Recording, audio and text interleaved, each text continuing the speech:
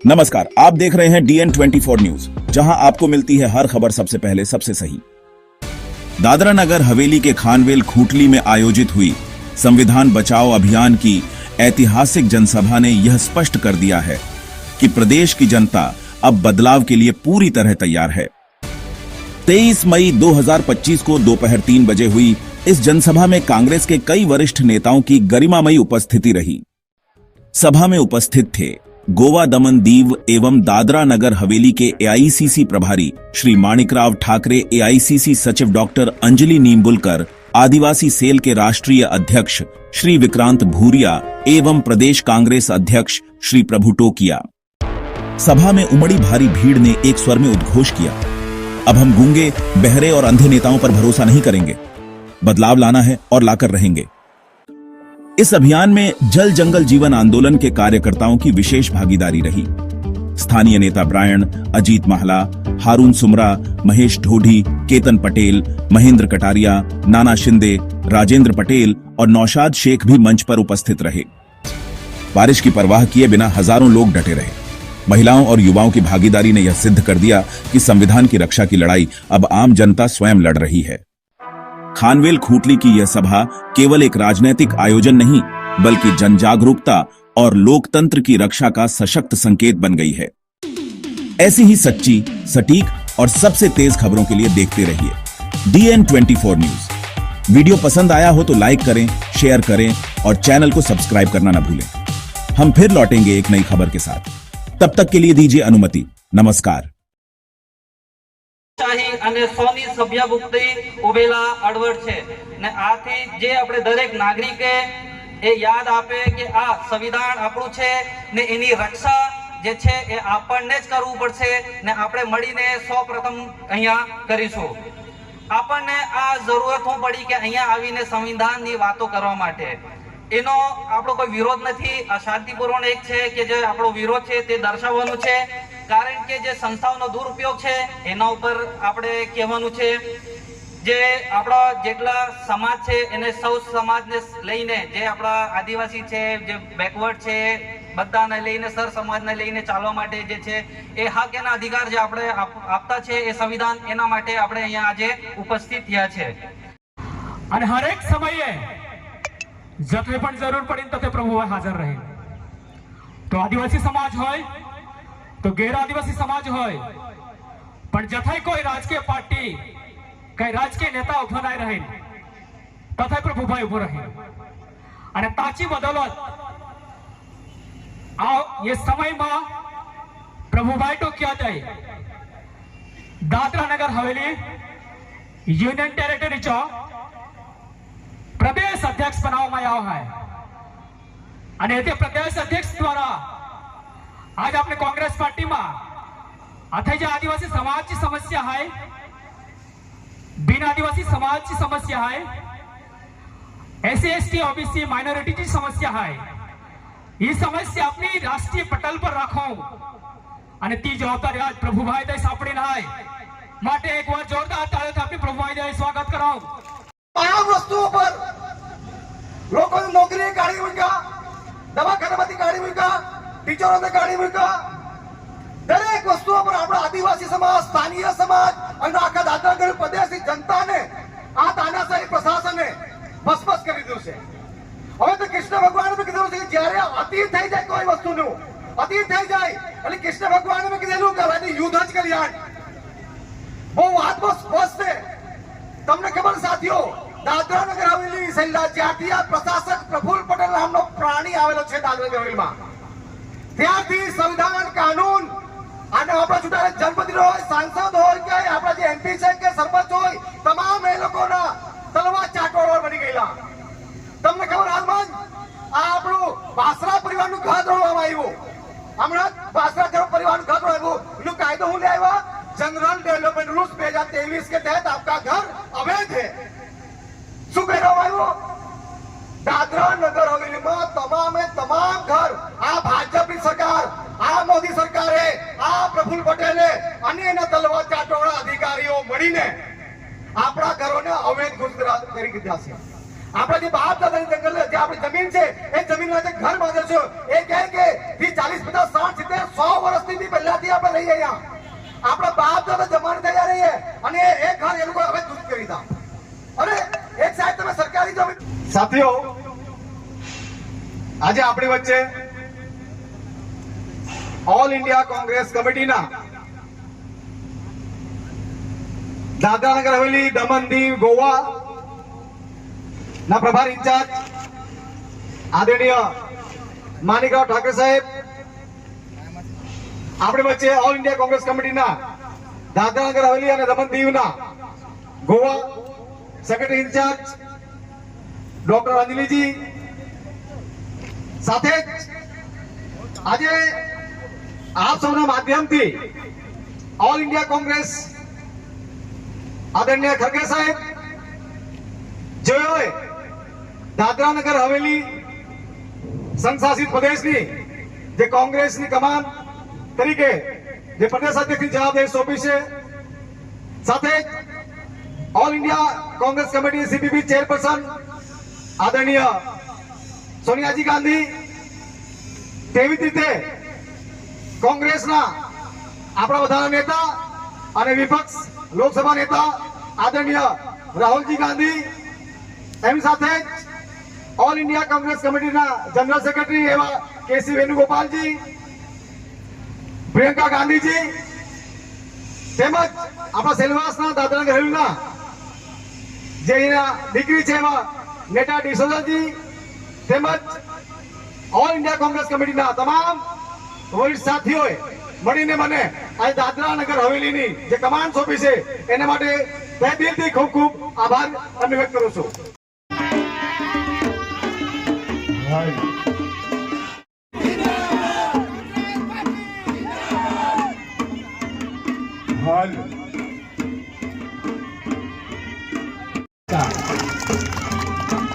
धन्यवाद सर, आपने हमारा है, इनको जवाब देने का वक्त आ गया, इसलिए दादरा नगर हवेली में संविधान बचाओ कार्यक्रम का आयोजन किया गया है.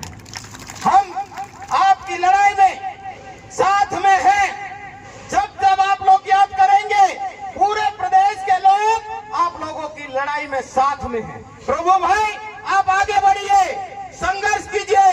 वक्त की जरूरत पड़ेगी तो मध्य प्रदेश के सारे साथी आप लोगों के साथ में लड़ाई लड़ेंगे.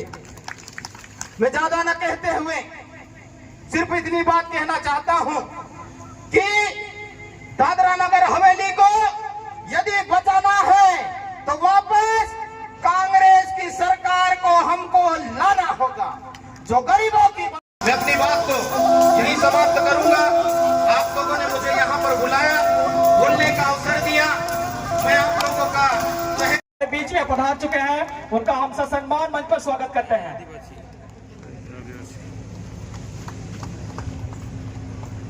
जोरदार ताली एक बार फिर एक बार जोरदार ताली से स्वागत करें. धन्यवाद. तालियों से डॉक्टर विक्रांत भुरिया जी का इस पावन धरती पर स्वागत करते हैं. 10 साल से राम जी का वनवास तो 14 साल का था. हमारा वनवास पता नहीं कब खत्म होने वाला है. राम जी का नाम लेते लेते इनके हवा थक गई, लेकिन इनके अत्याचार अभी भी हम पे नहीं कम हो रहे हैं. और इसीलिए भाइयों और बहनों, आज आप सबको इकट्ठा करके एक साथ चलने की जरूरत है. डरने का जरूरत नहीं है, क्योंकि जैसे हमारे लीडर राहुल गांधी जी कहते हैं, डरो मत. और इसीलिए आज हम दिल्ली से ही नहीं, हम एमपी से भी हम सब लोग आपको एक विश्वास दिलाने के लिए यहाँ आए हैं कि आपके साथ, आपके हक के लिए हम सब आपके साथ खड़े होकर लड़ेंगे. और आने वाले दिनों में सिर्फ इलेक्शन ही नहीं, इलेक्शन तो आते जाते रहते हैं, आज आया कल गया, कोई जीता कोई हारा, लेकिन आपका जो जीने का अंदाज है, जो मानवता के लिए झगड़ने का जो एक प्रयास है, उसको आजीवन तहजीवन चालू रखने की आज जरूरत है. हो रहा है. और अगर आदिवासियों की लड़ाई आदिवासी नहीं लड़ेगा तो कौन लड़ेगा? लड़ेगा कोई? अगर आप लड़ाई नहीं लड़ोगे, अगर मैं लड़ाई नहीं लड़ूंगा, अगर प्रभु टोकिया जी लड़ाई नहीं लड़ेंगे, अगर महेश जी लड़ाई नहीं लड़ेंगे, अगर अजीत जी लड़ाई नहीं लड़ेंगे, अगर अंजलि बहन लड़ाई नहीं लड़ेगी, अगर माणिकराव ठाकुर जी नहीं लगेंगे, तो फिर कौन लड़ेगा? हमें सबको लड़ाई लड़ना पड़ेगी। भाषणों का समय खत्म हुआ, अब लड़ने का समय शुरू होता है। और वो कहावत है कि लातों के भूत बातों से नहीं मानते, जब तक इनको ठीक ठिकाने नहीं करोगे आपके घर इसी तरह से टूटते रहेंगे, आपके घर की छतें टूटती रहेंगी, आपके लोगों को जेलों में बंद करा जाएगा। आज एक आदिवासी होने के नाते मेरा खून खौलता है। जब मुझे आदिवासी कांग्रेस का राष्ट्रीय अध्यक्ष राहुल जी ने बनाया, मैंने एक वादा उनसे करा। वो वादा यह था कि जहां जहां आदिवासियों पर अत्याचार होगा, पूरी ताकत से हम लोग सीना तानकर खड़े रहेंगे। हम लोग डरने वाले लोग नहीं हैं, हम लोग लड़ने भिड़ने वाले लोग हैं। और आपको बता दूं, चाहे बिरसा मुंडा हो, बिरसा मुंडा जी के बारे में कौन कौन जानता है? जरा हाथ उठाओ। बिरसा मुंडा जी के बारे में कौन कौन जानता है? हाथ उठाओ। दोनों हाथ, एक हाथ से काम नहीं चलेगा। एक हाथ वाले गड़बड़ लोग होते हैं, कभी इधर जाते हैं कभी उधर जाते हैं। तो अगर हो तो पूरा साथ में रहना, क्योंकि जो बिरसा मुंडा जी ने उल गुलाम का नारा दिया था, मतलब क्रांति का नारा, और 25 साल की उम्र में क्रांति लाई थी। कितने साल की? सिर्फ 25 साल की। अब ऐसे लोग हमारे जब पहले आकर आदिवासी समाज को जगा सकते हैं, तो हम लोग तो जबरदस्त क्रांति ला सकते हैं। हम अपनी ताकत को भूल गए हैं। हम लोग भूल गए कि सबसे पहले इस देश पर किसी का अधिकार है तो वो आदिवासियों का अधिकार है, चाहे वो जल हो, चाहे जंगल हो, या जमीन हो। एक नारा है ना, जय जोहार का नारा है, जय जोहार का नारा है, भारत देश हमारा है। क्या है? जय जोहार का नारा है। जोर से बोलो, डरो मत। उन्होंने मुट्ठी बांध ली और संकल्प ले लिया, ऐसे हजारों प्रफुल्ल पटेलों को यहां से भगाने का काम हम लोग करेंगे। अरे मुझे बताओ, जब अंग्रेजों से हम नहीं माने तो ये लोग कौन सी खेत की मूली हैं? अंग्रेजों ने सबको अपने काबू में कर लिया था। एक आदिवासी समाज था जिस पर अंग्रेज कभी हक नहीं जमा पाए, कभी नहीं जमा पाए। यह आदिवासी समाज की ताकत है। हम लोग चुप हैं तो चुप हैं, पर जिस दिन अगर हम मुट्ठी बांध कर खड़े हो गए तो ऐसे प्रफुल्ल पटेलों को बाहर का रास्ता देखना पड़ेगा। और आपको बता दूं, प्रफुल्ल पटेल को क्या लगता है उनकी सरकार हमेशा रहेगी?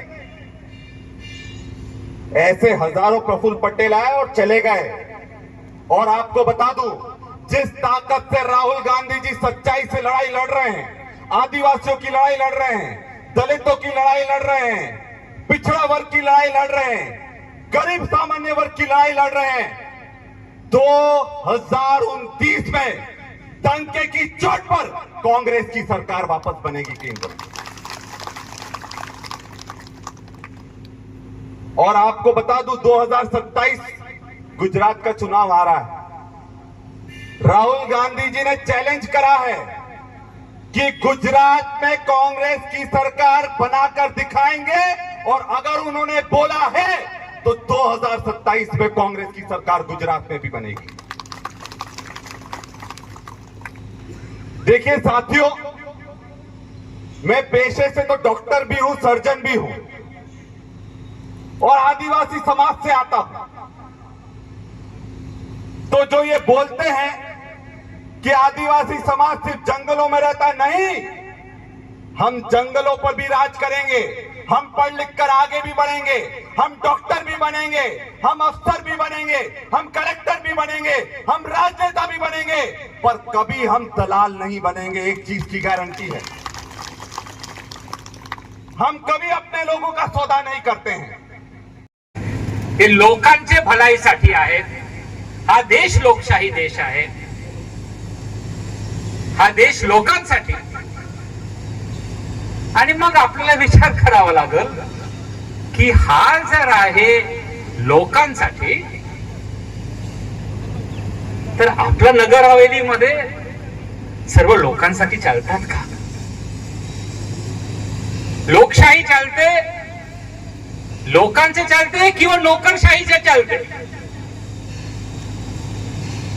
आणि नोकरशाहीची गोष्ट जेव्हा मी सांगतो, म्हणजे सामान्य जनतेचे चालतं का? अरे राहू दे, सामान्य जनतेचे चालतं किंवा नाही, लोकप्रतिनिधींचे जे चालतात। कलाबेनला आपण विचारूया की मोदी साहेब जेव्हा आलं होतं, तुमचं काहीतरी चाललं का? बरं, किंवा जे नोकरशाहीचे त्यांचे चालतात।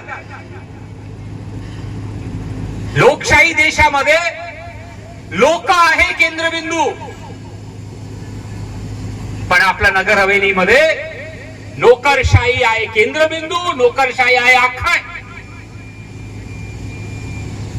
आणि जेव्हा मी फक्त प्रफुल्ल पटेलजी बद्दल सांगत नाही, माझा जे अनुभव आहे, जेव्हा तरी मी इथे येतो आणि जेव्हा मी महाराष्ट्राबद्दल मी विचार करतो, महाराष्ट्राचे लोक इथे पण बसलेले आहेत, साहेब जी परिस्थिती आहे नोकरशाहीचा महाराष्ट्रामध्ये आणि इथे जमीन आसमानाचा फरक। लोक आपल्या सर्वांना सोडून घ्यायचे आहे, विशेषतः आदिवासींच्या समस्या सोडून घ्यायच्या आहे। त्यामुळे त्यांना मी मनापासून शुभेच्छाही देतो आणि या ठिकाणी आले त्याबद्दल त्यांना मी धन्यवाद सुद्धा देतो। आमच्या सोबत इन्चार्ज म्हणून माझ्यासोबत त्या ठिकाणी सेक्रेटरी त्यांचं भाषण आपण ऐकलं। एका महिला कशा मजबूतीने बोलू शकतात, आपल्या समस्या घेऊन लढण्याची ज्यांच्यामध्ये ताकद आहे, अशा प्रकारचे एक ऑल इंडिया काँग्रेस कमिटीनं ज्यांच्याकडे जबाबदारी सोपवली ते आमच्या अंजलीताई, डॉक्टर अंजलीताई निंबाळकर, या माझे आमदार सुद्धा त्या ठिकाणी कर्नाटकचे आहेत। अशा प्रकारचे एक नेतृत्व माझ्यासोबत आपल्या समस्या सोडण्याच्या दृष्टिकोनातून सुद्धा दिलेला आहे। यानंतर बरेचसे आमच्या आज मध्य प्रदेशमधून आलेले आमचे सन्माननीय मित्र, ज्यांनी अत्यंत सुंदर अशा प्रकारचं त्यांनी सांगितलं की मी त्या ठिकाणी एक आपला सेल टॅक्स ऑफिसर म्हणून ज्यांना लाखो रुपये पगार मिळाला असता आणि मिळत होता, त्यांचं प्रमोशन होणार होतं, त्यांचं प्रमोशन, परंतु त्यांनी नाकारलं। कशाकरता नाकारलं? की माझ्या आदिवासी बांधवांच्या समस्या आहेत ते सोडण्यामध्ये मला स्वारस्य आहे, मला पगार किंवा त्या ठिकाणी पैसा घेऊन कुठेतरी मोठ्या पदावर मोठ्या बंगल्यामध्ये बसावं असा माझा विचार नाही। अशा प्रकारचे नेतृत्व सुद्धा आज आपल्यामध्ये उपस्थित आहेत। त्यांनी सुद्धा आपल्या सर्वांच्या समक्ष ज्या पद्धतीने आपल्याला विश्वास दिला की मी तुमच्या पाठीमागे आहे, आपण काँग्रेसच्या पाठीमागे मजबूतीने उभं राहावं, अशा प्रकारे आपल्याला विनंती करण्याकरता ते सुद्धा या ठिकाणी आले आहेत। जे आमचे अजितजी बाला मागच्या वेळेला आमचे पार्लमेंटचे उमेदवार होते, त्याचबरोबर आमचे महेशजी रोडी हे सुद्धा या ठिकाणी होते, केतन पटेल हे सुद्धा AICC मेंबर आणि सर्व मोहल्लेजी सगळे सर्वच उपस्थित या ठिकाणी वेगवेगळ्या फ्रंटलचे जे आहे। मी सगळ्यांची नावं घेणार नाही, कारण बराच वेळ झाला, पाऊस आला तरी तुम्ही बसलात, त्यामुळे जास्त मी परीक्षा घेणार नाहीत। और आप जो है राष्ट्रीय अध्यक्ष आदिवासी सेल के, क्या कितना कमी देखते हैं आदिवासियों के साथ, क्या आप मानते हैं कितना उनके साथ अन्याय हो रहा है? देखिए, आज अगर किसी वर्ग के साथ सबसे ज्यादा अन्याय पूरे देश में हो रहा है तो आदिवासियों के साथ हो रहा है।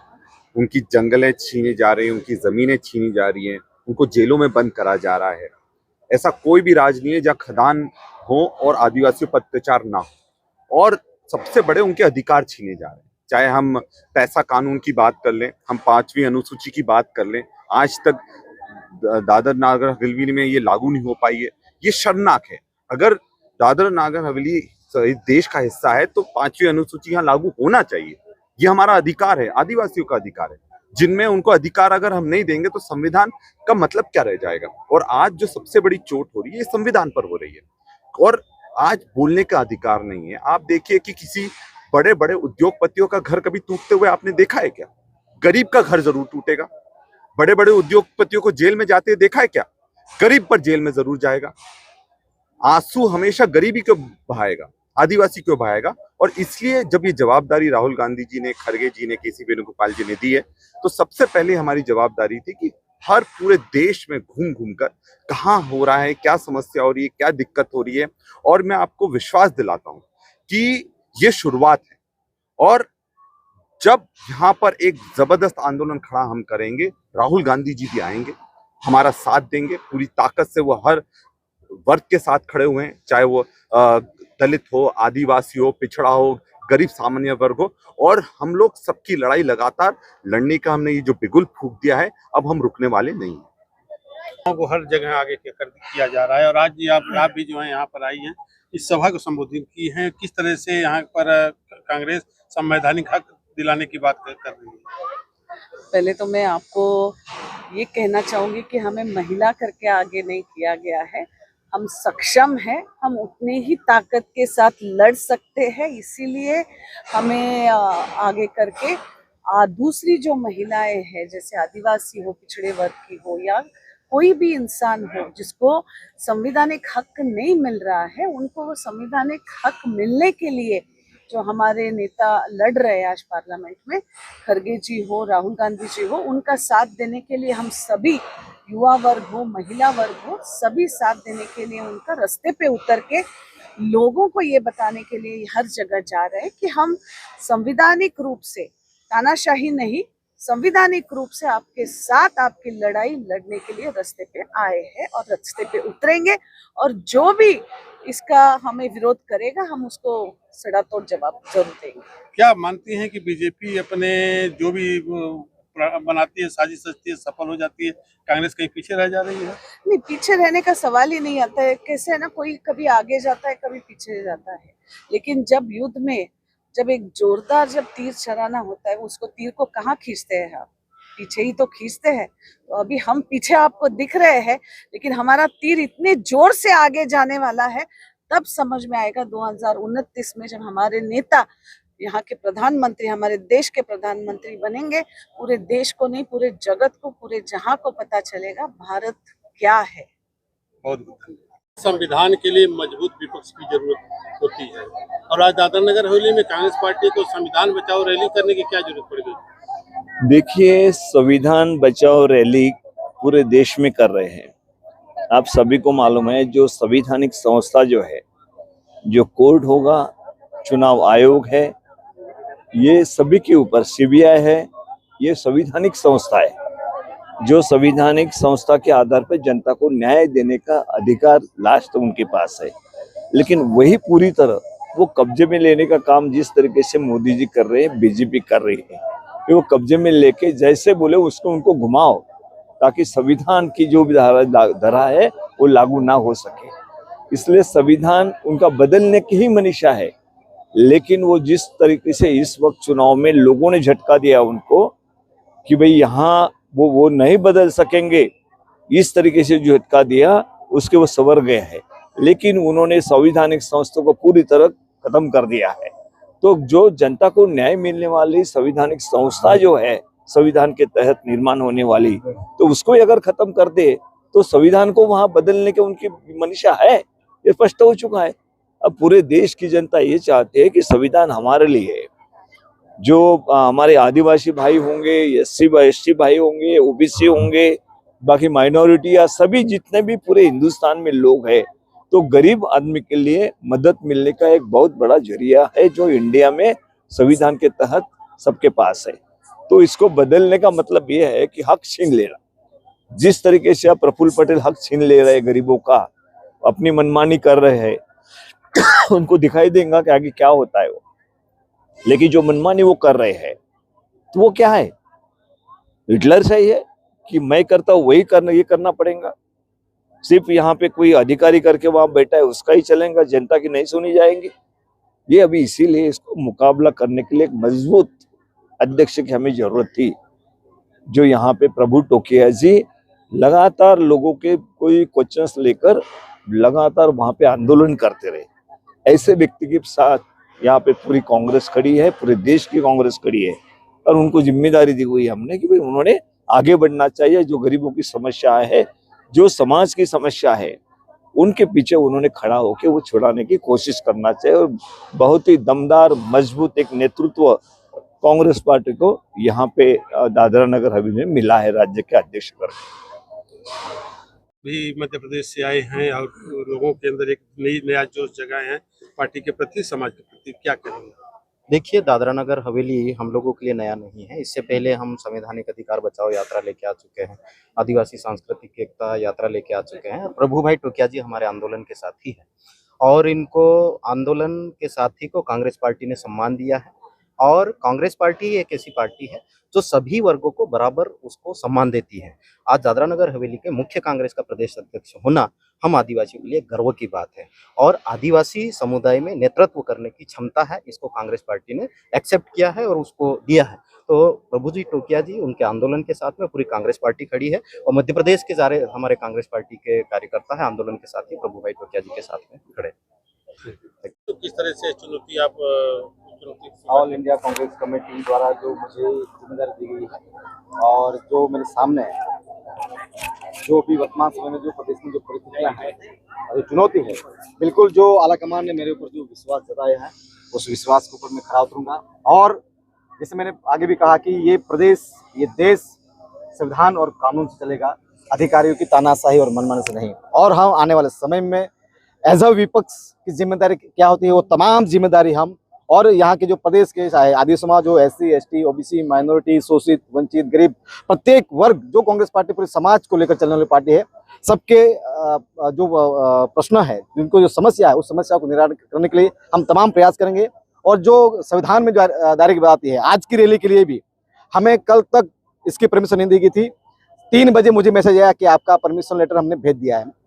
मैंने हाँ भी नहीं बोला, ना भी नहीं बोला। तो इस तरह से जो इनका जो रवैया है, और कहीं न कहीं प्रत्यक्ष अप्रत्यक्ष प्रशासन भी यहाँ पर एक बीजेपी के एजेंट बनकर जो कार्य कर रहे हैं। तो आपके चैनल के माध्यम से हम कहना चाहते हैं, अगर प्रशासनिक अधिकारी छोड़कर बीजेपी गले पे पट्टे पहनकर हमारे सामने आ जाओ और हम आमने सामने हो जाते हैं। ऐसा तो इस तरह जो चल रहा है प्रदेश में, बिल्कुल हम लोग अब एक विपक्ष क्या होता है इनको एहसास कराएंगे।